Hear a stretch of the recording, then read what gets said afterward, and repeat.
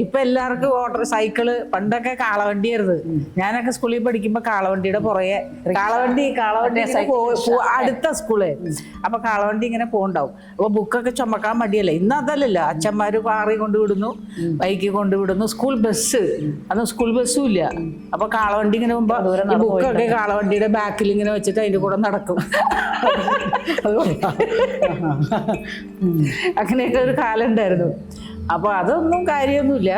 പിന്നെ നമശിവായാന്ന് എന്നെ അറിയാത്ത ആൾക്കാർ എന്നെ പറയണത് എനിക്ക് തോന്നില്ല. അതെ അതെ, എനിക്ക് തോന്നുന്നില്ല. ഞാൻ എത്ര വർഷം മുമ്പ്, ഒരു 30 വർഷം മുമ്പ് തിരുവനന്തപുരത്ത് വന്നതാണ്. ഞാൻ കോഴിക്കോട് കല്യാണം കഴിച്ച ഹസ്ബൻഡ് ഇവിടെ ജോലി ചെയ്തുകൊണ്ട് അങ്ങനെ അവിടെ എത്തി ആദ്യത്തെ രണ്ടാമത്തെ വർഷം തന്നെ ഞാൻ ജഡ്ജ്മെന്റിന് കയറിയിട്ടുണ്ട്.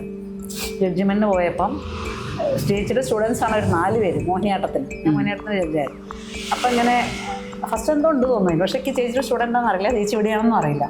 അങ്ങനെ ഒരിക്കൽ ഞങ്ങൾ കനകാക്കുന്നിൽ പോയപ്പോഴാണ് ചേച്ചി ടീം ഡാൻസ് അക്കാദമി വേൻ കണ്ട്, ആ വേൻ കണ്ടുപിടിച്ച് അതിൽ കലാമണ സത്യഭാമ എഴുതിയിട്ടുണ്ട്. കണ്ടുപിടിച്ച് അവിടെ നിന്ന് ആളുകളോട് ചോദിച്ചാൽ പരിപാടി കാണാൻ വന്ന് ഇങ്ങനെ ഗ്രൈൻഡ് റൂമിൽ വന്ന് ചേച്ചിനെ ഞാൻ കണ്ടു. കണ്ടോടനെ ചേച്ചിക്ക് എന്നെ മനസ്സിലായി. അത് മനസ്സിലാവും, ഒന്നിച്ച് ഒരേ കളരിയിൽ പഠിച്ചത്. അതെ അതെ, ഒന്നിച്ചൊരു പ്ലേറ്റിൽ ഉള്ളില്ലാന്നേ ഉള്ളൂ. അന്ന് മുതലുള്ള ബന്ധാണ്, നമ്മളത് ഇന്നും കീപ്പ് ചെയ്യുന്നുണ്ട് അല്ലേ. അല്ല, കോഴിക്കോടും തൃശ്ശൂരും ആയിരുന്നല്ലോ ഞാൻ. അപ്പൊ അങ്ങനെ വന്നപ്പോഴ് ആ കോഴ്സ് കഴിഞ്ഞപ്പോ നമ്മളൊന്ന് കാണാണ്ട് കുറച്ച് രണ്ട് വഴിക്കായി. പിന്നെ അവസാനം നമ്മൾ രണ്ടുപേരും ഒരേപോലെ തിരുവനന്തപുരത്ത് എത്തും. അപ്പൊ അത്രയും വർഷം മുമ്പുള്ള പരിചയമാണ്. ചിലർ ചോദിക്കും എങ്ങനെ പരിചയം എന്നൊക്കെ. പരിചയം സ്ഥാപനത്തിൽ പഠിച്ചത് പിന്നെ പരിചയം ഉണ്ടാവില്ലേ. അത് പലർക്കും അറിയില്ല. അതെന്താ അറിയോ, എന്തെങ്കിലും ഒന്ന് പറയണ്ടേ. അപ്പോഴാണ് നിങ്ങൾ തമ്മിൽ എങ്ങനെയാ പരിചയം എന്ന് ചോദിക്കുന്നത്. അതുകൊണ്ടാ. അല്ലെങ്കിൽ ഒരു സ്ഥാപനത്തിൽ പഠിച്ചവര് പരിചയപ്പെടുത്തേണ്ട ആവശ്യമല്ലോ. അതല്ല, അത് സാധാ സ്ഥാപനം പോലെയല്ല നമ്മളെ സ്ഥാപനം. ഒരു ഹോസ്റ്റല്, ഒരു റൂം അല്ലേ.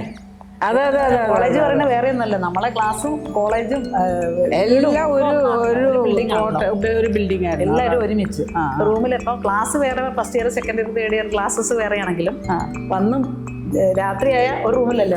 പിന്നെ മറ്റുള്ളത് നമ്മുടെ എക്സസൈസ് ക്ലാസ്സുകൾ, ഫുഡ് കഴിക്കുന്ന സ്ഥലം, അതായത് ഭജന. നമ്മൾ സ്കൂളിൽ പോലും കോളേജ് മീറ്റ് പോലും കൂടി അല്ല, രാവിലെ തൊട്ട് വൈകുന്നേരം വരെ നമ്മൾ ഒരുമിച്ച് എല്ലാവരും. പിന്നെ ഭജനയെ ചൊല്ലുമ്പോഴേ, നാമം ചൊല്ലുമ്പോഴും ഒന്നിച്ചൊരു ആളല്.